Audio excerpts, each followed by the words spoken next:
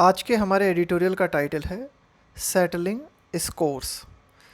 एक फ्रेज़ होती है ईडियम में, सेटल अ स्कोर। इसका मतलब होता है बदला लेना, एक तरीके से हिसाब किताब बराबर करना। यहाँ हम बात करने वाले हैं कि कांग्रेस नेता पवन खेड़ा के द्वारा एक कमेंट किया गया था नरेंद्र मोदी के संबंध में। तो उस कमेंट का बदला लेते हुए उनकी गिरफ्तारी की गई है ना। कहने का मतलब ये हुआ। अब एडिटोरियल पढ़ेंगे पूरा तो सारी कहानी समझ में आएगी कि क्या मामला हुआ। खेड़ा अरेस्ट शोस, पवन खेड़ा की गिरफ्तारी जो है वो ये बताती है हाउ, कि किस तरह से पार्टीशन पुलिस, पार्टीशन का मतलब होता है पक्षपातपूर्ण, कि पक्षपात से भरी हुई पुलिस जो है किस तरह से पक्षपातपूर्ण पुलिस एक्शन अगर लिया जाता है is a serious threat to liberty, तो यह एक तरीके से स्वतंत्रता के लिए बहुत ही गंभीर खतरा है।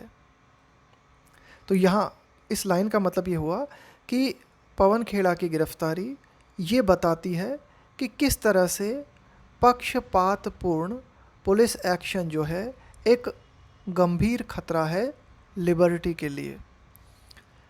The brief arrest of Congress leader and its media and publicity department chairman Pawan Khera. थोड़ी देर के लिए जो गिरफ्तारी हुई किसकी, कांग्रेस लीडर और पवन खेड़ा की बात हो रही है यहाँ पे, और ये कांग्रेस के मीडिया प्रभारी भी हैं। कब ये गिरफ्तारी हुई? After he was deboarded. देखो, डीबोर्ड का मतलब होता है किसी को नीचे उतारना, खास करके प्लेन से किसी को नीचे उतारना। After he was deboarded from a Raipur bound flight, तो प्लेन था, फ्लाइट थी, वो रायपुर के लिए रवाना होनी थी, लेकिन फ़्लाइट के रवाना होने से पहले ही पवन खेड़ा को जो है गिरफ़्तार किया गया, उन्हें फ़्लाइट से नीचे उतारा गया। फॉर, किस बात के लिए? N अलीजेटली अनसेवरी remark. अलीजेटली का मतलब होता है कथित तौर पर, अनसेवरी का मतलब होता है अनफ्रेंडली, अनप्लेजेंट। तो किस बात के लिए उनको जो है डीबोर्ड किया गया और उनकी गिरफ्तारी की गई? कथित तौर पे उन्होंने एक अनप्लेजेंट कमेंट किया था, किसके खिलाफ? प्राइम मिनिस्टर नरेंद्र मोदी के खिलाफ। तो ये जो पूरी की पूरी घटना हुई है, ये जो थोड़ी देर के लिए गिरफ्तारी हमें मिस्टर पवन खेड़ा की देखने को मिली, इज़ येट अनदर इंस्टेंस, ये एक और उदाहरण है ऑफ, किस बात का? हाउ क्रिमिनल लॉ, कि किस तरह से जो आपराधिक कानून है कैन बी मिसयूज्ड, उनका गलत प्रयोग किया जा सकता है। किस काम के लिए? टू सेटल पॉलिटिकल स्कोर्स, यानी कि किस तरह से राजनीतिक बदला लेने के लिए जो क्रिमिनल लॉ हैं उनका दुरुपयोग किया जा सकता है। उनका एक और उदाहरण जो है इस घटना के माध्यम से हमें देखने को मिलता है। His lawyers managed to obtain an order from the Supreme Court, कि मिस्टर पवन खेड़ा के जो वकील थे उन्होंने ये मैनेज कर लिया कि किसी तरह से obtain an order from the Supreme Court, कि सुप्रीम कोर्ट से उनकी गिरफ्तारी पे रोक लगवाते हुए ऑर्डर्स जो है प्राप्त कर लिए। सुप्रीम कोर्ट से जो ऑर्डर प्राप्त हुए, दैट एंश्योर्ड, उन ऑर्डर्स ने ये सुनिश्चित किया, क्या? हिज इंतरिम बेल, इंतरिम बेल का मतलब है कि भाई उनको जो है टेम्परेरी जमानत जो है मिल गई सुप्रीम कोर्ट के ऑर्डर के माध्यम से। बट, लेकिन द एपिसोड हाईलाइट्स, लेकिन ये जो प्रकरण है ये इस बात को दर्शाता है, दिखाता है, द, किस बात को दिखाता है ये पूरा की पूरा प्रकरण? ये प्रकरण दिखाता है the cavalier use of the power. देखो, कैवेलियर का मतलब होता है एक तरीके से बिना दूसरों की फीलिंग्स की परवाह किए बगैर, कुल मिला के परिस्थिति की गंभीरता को समझे बगैर आप कोई काम करते हो, बिना दूसरे की फीलिंग को समझे आप कोई काम करते हो, है ना। तो इस तरह का जो बिहेवियर है उसे कहा जाता है कैवेलियर। तो ये एपिसोड इस बात को दर्शाता है, किस बात को? The cavalier use of the power, कि पावर का किस तरह से दुरुपयोग किया जा सकता है। To arrest under political instruction, है ना, किसी को गिरफ्तार करने के लिए, कि भाई राजनीतिक निर्देशों के अंतर्गत किसी को गिरफ्तार करने के लिए किस तरह से पावर का जो है कैवेलियर यूज़ किया जा सकता है, ये इस एपिसोड के माध्यम से हमें देखने को मिला।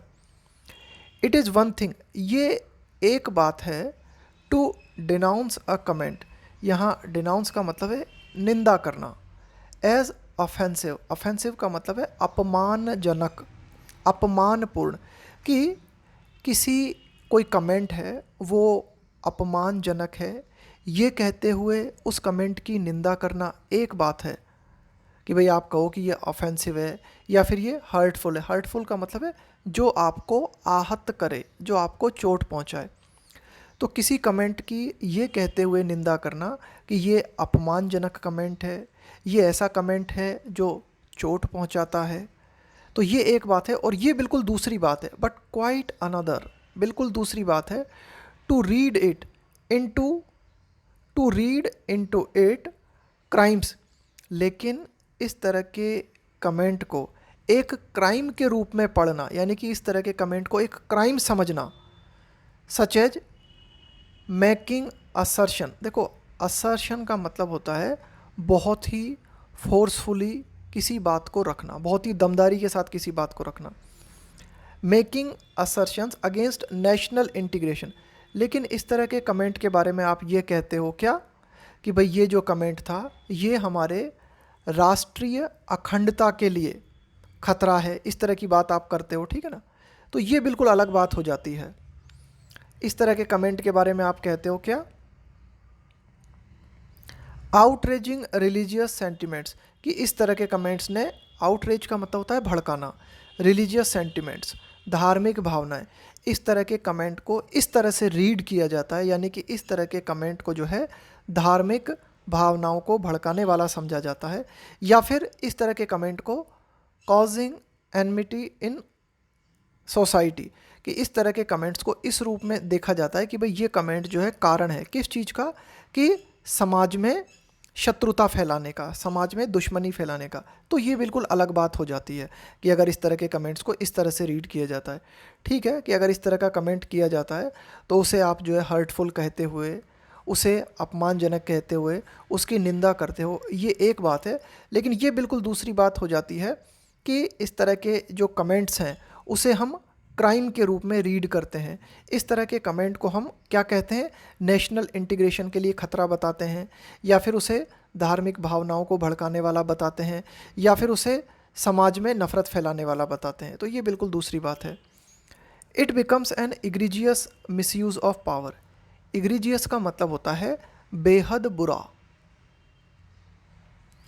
It becomes N egregious misuse of power, कि ये बेहद बुरा पावर का दुरुपयोग है यदि police from a distant, distant का मतलब होता है बहुत ही दूर, बहुत ही दूरस्थ, distant state travel all the way, all the way का मतलब है पूरे रास्ते को क्रॉस करते हुए, टू इफेक्ट का मतलब है किसी चीज़ को प्रभाव में लाना, एन अनवारंटेड, अनवारंटेड का मतलब है अनुचित।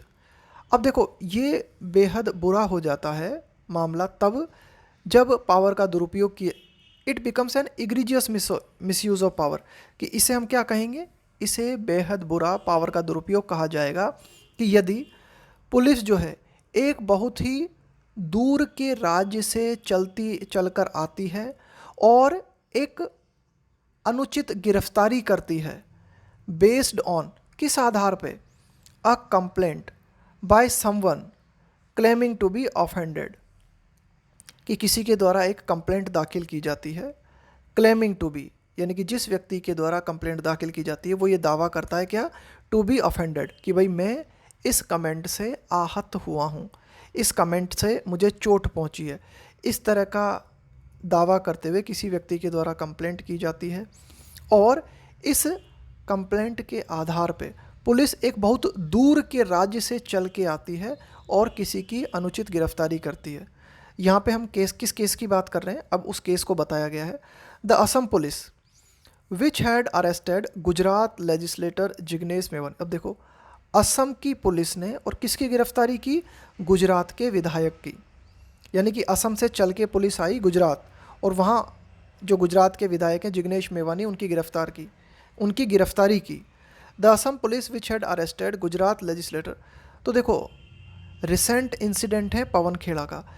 यहाँ पे हम बात कर रहे हैं कि पिछली बार और भी ऐसे इंसिडेंट्स हो चुके हैं, उन्हीं में एक उदाहरण देके बताया गया है कि पिछली बार हमें ये देखने को मिला था कि असम पुलिस जो है उसने क्या किया था, गुजरात के विधायक हैं जिग्नेश मेवाणी, उनको अप्रैल 2022 में गिरफ्तार किया था। किस बात के लिए? For calling mister Modi a God से वर्शिपर, है ना, ऑन ट्विटर। कि ट्विटर अकाउंट पे जिग्नेश मेवानी ने मिस्टर मोदी को क्या कहा था? गॉडसे का वर्शिपर, है ना, गॉडसे का पूजक कहा था। तो इस बात के लिए पुलिस ने जो है असम से आके इनको गिरफ्तार किया and produced him before N Assam court. और जिग्नेश मेवानी को असम पुलिस के द्वारा असम कोर्ट के सामने प्रोड्यूस किया गया, उपस्थित किया गया। Tried to repeat the exercise against mister Kheda.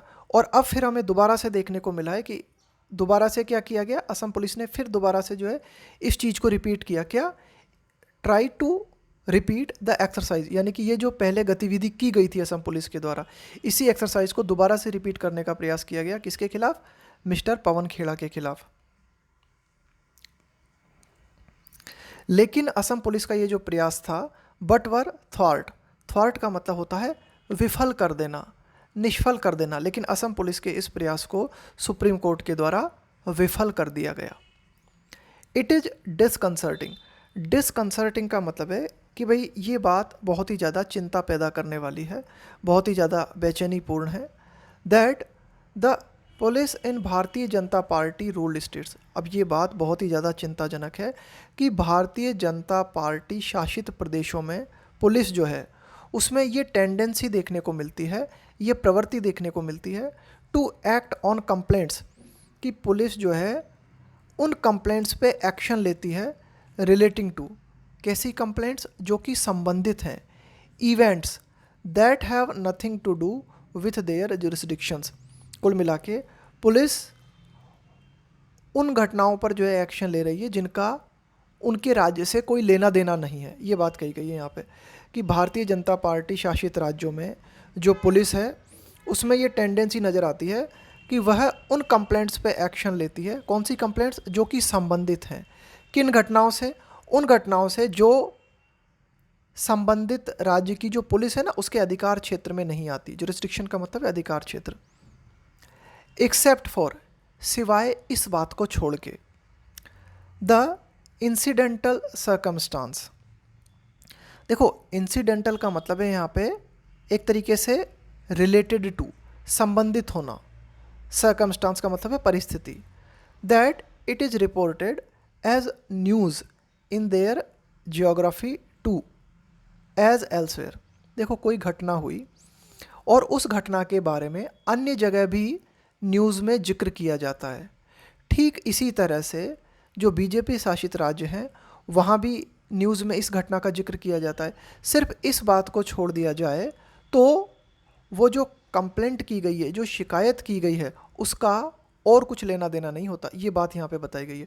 ध्यान से समझना इसे आराम से, कि ये बात काफ़ी ज़्यादा चिंताजनक है कि जो बीजेपी शासित राज्य हैं वहाँ की जो पुलिस है वो ऐसी कंप्लेंट्स पे एक्शन लेती हुई नज़र आती है जो कंप्लेंट्स उसके जुरिस्डिक्शन में ही नहीं आती।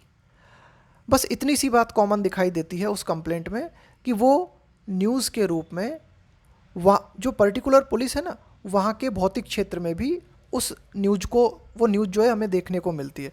भाई जैसे अन्य क्षेत्र हैं वहाँ पे भी कोई बात हुई तो उसकी न्यूज़ जो है हमें सुनाई देती है। इसी तरह से जो बीजेपी शासित राज्य हैं वहाँ भी तो भाई न्यूज़ का तो पता चलेगा ना हर जगह। तो बस यही बात एक कॉमन दिखाई देती है। अन्यथा जो पुलिस है बीजेपी शासित राज्यों में वो अपने जुरिस्डिक्शन के बाहर जो है एक्शन लेती हुई नज़र आती है।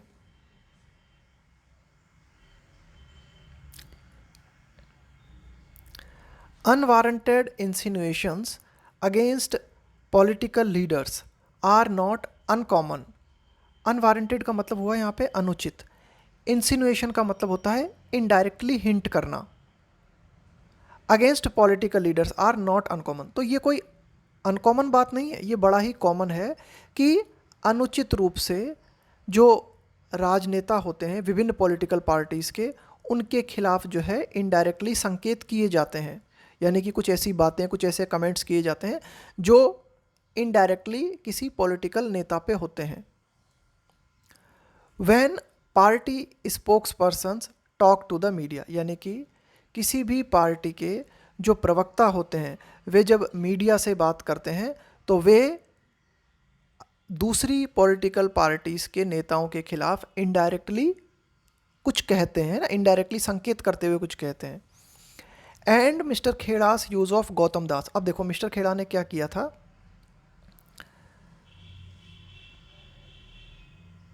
चलो देखते हैं। And mister Khera's use of Gautam Das as the prime minister's middle name may have touched a raw nerve among mister Modi supporters. अब देखो मिस्टर खेड़ा ने क्या किया, मिस्टर नरेंद्र मोदी का पूरा नाम है Narendra Damodar Das Modi.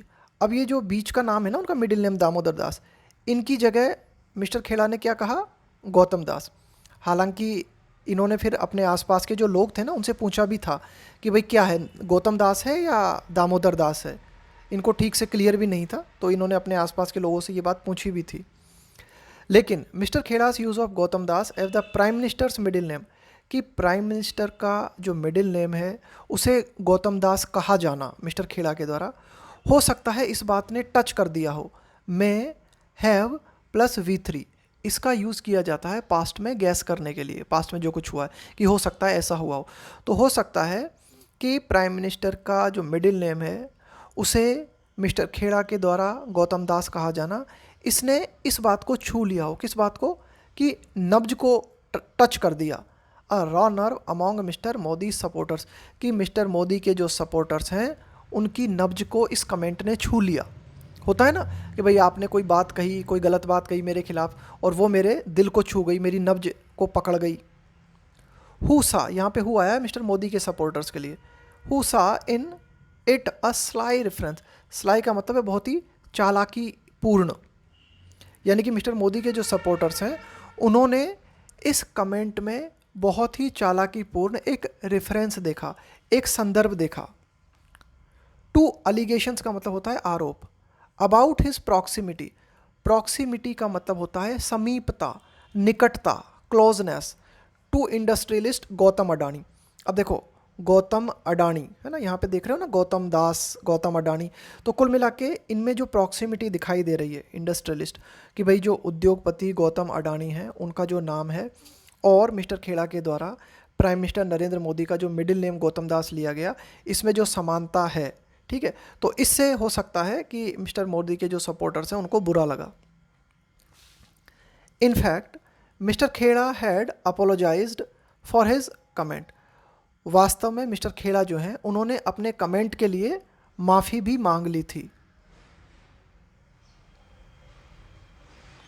The police often tend to register cases for strident का मतलब होता है बहुत ही कठोर, बहुत ही हार्श, एंड अनसेवरी का मतलब है यहाँ पे unpleasant remarks made against those in power, कि पुलिस में अक्सर ये टेंडेंसी नज़र आती है कि पुलिस तुरंत जो है रजिस्टर करती है केस किसी भी तरह के कठोर या किसी भी तरह का अगर अनप्लेजेंट कमेंट किया जाता है, किनके खिलाफ, अगेंस्ट दोज इन पावर, कि जो सत्ता में हैं, जो नेता सत्ता में हैं उनके खिलाफ अगर किसी भी तरह का कठोर या अनप्लेजेंट कमेंट्स किया जाता है तो पुलिस जो है तुरंत इस तरह के कमेंट्स पे एक्शन लेती हुई नज़र आती है। ये टेंडेंसी पुलिस में देखने को मिलती है।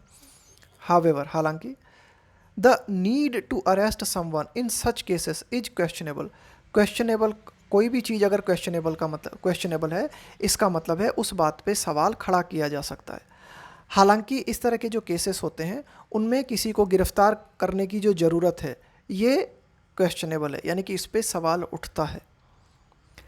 इन मोस्ट इंस्टेंसेस, कि ज़्यादातर अगर हम घटनाओं की बात करें, ज़्यादातर इंस्टेंसेस की अगर हम बात करें, as is the case with mister Khera, जैसा कि मिस्टर खेड़ा के केस में भी हमें देखने को मिलता है, दीज कमेंट्स, इस तरह के जो कमेंट्स होते हैं, सेल्डम, सेल्डम का मतलब है कभी कभार, अमाउंट टू का मतलब है equal to, the serious offences का मतलब है अपराध, मेंशन्ड इन द FIRs, कि FIR में जो गंभीर अपराधों का उल्लेख किया जाता है, यानी कि जब एफआईआर रजिस्टर की जाती है और एफआईआर में जो सीरियस चार्जेस लगाए जाते हैं, है ना, तो वे बराबर नहीं होते उस कमेंट्स के, ये बात कही गई है यहाँ पे, ठीक है।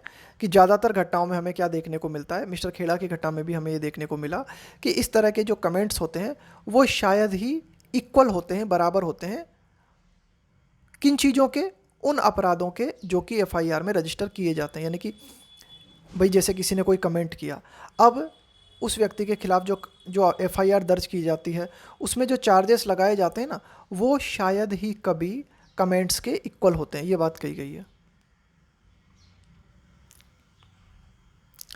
मैलिशियस और थ्रेटनिंग स्पीच में वारंट अरेस्ट। मैलिशियस का मतलब हुआ दुर्भावनापूर्ण, थ्रेटनिंग का मतलब है डराने वाली, यानी कि आप ऐसा भाषण देते हो जो डराने वाला है, बहुत ही ज़्यादा दुर्भावनापूर्ण है।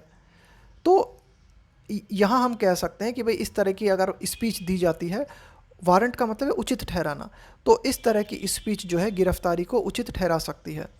बट लेकिन स्ट्राइडेंट क्रिटिसिज्म, लेकिन कठोर अगर आलोचना की जाती है किसी की, और बट स्ट्राइडेंट क्रिटिसिज्म और टेस्टलेस कमेंट्स, या फिर ऐसे कमेंट्स किए जाते हैं जो कि अप्रिय लगते हैं ना दूसरे वाले को, उसको जो है उसको प्लेजेंट नहीं लगते ये कमेंट, है ना, अलोन शुड नॉट। तो यहाँ पे ये बात कही गई है कि अगर मैलिशियस स्पीच या थ्रेटनिंग स्पीच है वो तो गिरफ्तारी को उचित ठहराती है, लेकिन सिर्फ कठोर आलोचना की गई है, कोई टेस्टलेस कमेंट्स किया गया है, तो सिर्फ इस बात को लेकर गिरफ्तारी को उचित नहीं ठहराया जाना चाहिए। Multiple FIRs in different jurisdictions, कि विभिन्न जो अधिकार क्षेत्र हैं वहाँ पे कई एफआईआर की जाती है, यानी कि जैसे कोई व्यक्ति है उसके खिलाफ जो एफआईआर की जाती है ना, तो वो कई जुरिस्डिक्शंस में कर दी जाती है। And attempts to arrest those involve, और जिन लोगों के खिलाफ एफआईआर की गई है उनको गिरफ्तारी करने के जो प्रयास हैं, are part of a playbook. देखो, प्ले बुक का मतलब होता है कि कोई भी एक किताब जिसमें रूल्स एंड रेगुलेशंस लिखे होते हैं। Common to rulers in many states, ये बात बहुत ही कॉमन है, रूलर्स का मतलब है शासक, कि विभिन्न राज्यों में जो भी रूलर्स होते हैं उनकी ये मान के चलो कि एक प्लेबुक होती है, यानी कि उनके नियम होते हैं कि multiple FIRs in different jurisdictions and attempts to arrest those involved are part of a playbook common to rulers in many states. यानी कि ये ऐसा नहीं है कि भाई किसी एक राज्य में देखने को मिलता है ना, कई राज्यों में ये हमें देखने को मिलता है, ठीक है।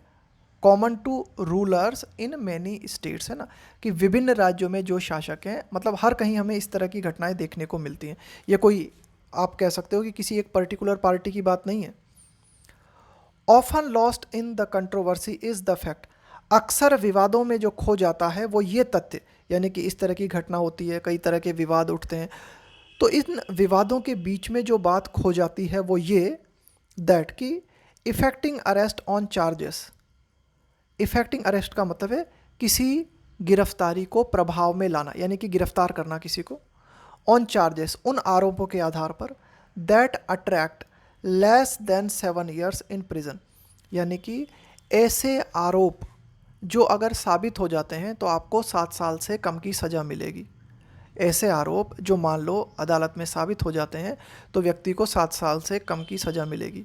तो सिर्फ इस तरह के जो अपराध हैं उनके लिए किसी को गिरफ्तार करना, ठीक है, ये किस चीज़ के बराबर है, अमाउंट्स टू, ये बराबर है amounts to a flouting of the, flout का मतलब होता है किसी चीज़ को, किसी चीज़ का डिसरिगार्ड करना, उसका बिल्कुल भी सम्मान न करना, ठीक है, उसको बोलते हैं, यानी कि ओपनली डिसरिगार्ड करना। To a flouting of the norms का मतलब है नियम, ऑफ द नियम ऑफ अरेस्ट, यानी कि ये खुलेआम गिरफ्तारी के जो नियम बने हुए हैं उनकी अवहेलना है। तो यहाँ पे ये बात कही गई है कि अक्सर इस तरह के जो विवाद होते हैं उनमें ये तथ्य खो जाता है कि गिरफ्तार करना किसी को उन आरोपों के आधार पे जिनमें, यानी कि अगर ये आरोप साबित भी हो जाए तो व्यक्ति को 7 साल से कम की सज़ा होती है, और फिर भी इन आरोपों के आधार पे व्यक्ति को गिरफ्तार कर लिया जाता है। तो ये इस बात के बराबर है कि इस बात के कि एक तरीके से गिरफ्तारी के जो नियम हैं उनको डिसरिगार्ड करने के बराबर है। तो ध्यान रखना, फ्लाउट का मतलब होता है ओपनली डिसरिगार्ड अ रूल और a law. Such egregious violation, कि इस तरह के बेहद बुरे जो उल्लंघन किए जाते हैं ये जारी रहेंगे कब तक, as long as courts of law, कि जो हमारी अदालतें हैं, लिमिट का मतलब है सीमित कर देना, their protection to grant of bail. देखो क्या किया जाता है कि इस तरह की गिरफ्तारी होती है और इस तरह की गिरफ्तारियों में जब मामला कोर्ट के सामने आता है तो कोर्ट के द्वारा क्या किया जाता है, संरक्षण दिया जाता है, उनको जमानत दे दी जाती है, या फिर विभिन्न जो एफआईआर्स की गई हैं विभिन्न जुरिस्डिक्शन में उनको क्लब कर दिया जाता है, एक जगह कर दिया जाता है विभिन्न एफआईआर्स को। लेकिन कोर्ट्स को क्या करना होगा, इससे बढ़कर काम, इससे ज़्यादा काम करना होगा। इंस्टीड ऑफ का मतलब है के बजाय। तो यहाँ पे फाइनली ये बात कही गई है कि इस तरह के वायलेशंस, इस तरह के बेहद बुरे उल्लंघन चलते रहेंगे। कब तक चलते रहेंगे, जब तक हमारी जो अदालतें हैं उनके एक्शंस जो हैं वो लिमिटेड हैं। यानी कि इस तरह की जो घटनाएं होती हैं उनमें अदालत के द्वारा क्या किया जाता है, सिर्फ ये किया जाता है कि उनको जमानत दे दी जाती है या विभिन्न जुरिस्डिक्शंस में जो एफआईआर हैं उनको एक जगह कर दिया जाता है, उनको क्लब कर दिया जाता है।